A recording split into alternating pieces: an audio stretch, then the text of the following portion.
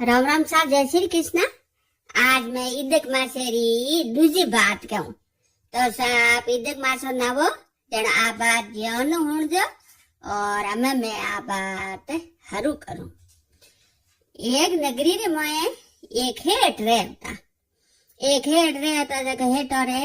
हाथ बेटा ना हाथोई बेटा पनयोड़ा हा और हेठो रे एक बेटी जग बेटी पनान हारे मेल दी। तो आ हेठ हेठोनी आपरे उन नगरी में रहवे और हाथ बेटा न हाथ भवन पोता पोतियो हेंग हेठो रे ठाठ है तो हरी बाड़ी है हेठो आपरे कई करियो भाई के हेंग आपरे दुकान बीजी ही जको हेंग बोट न हाथोई बेटो ने दे दी। हाथोई बेटो ने दुकान दे दी न्यार धंधा कर ला दिया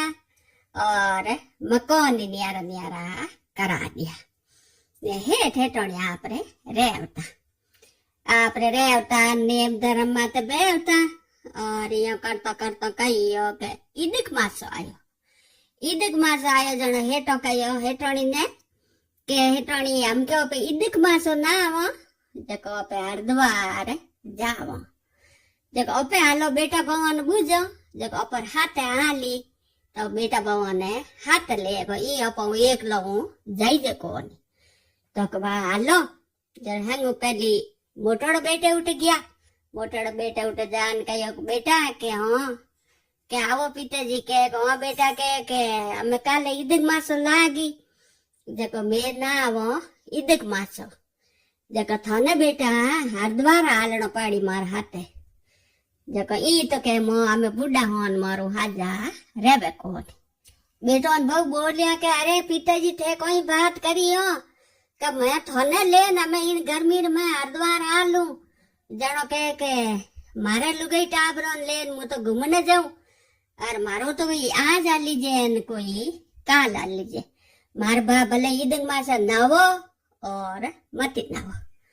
वादो हेठ हेठोनी उठो आपरे उन घर मु बाहर निकलिया दूजड़ बेटे उठ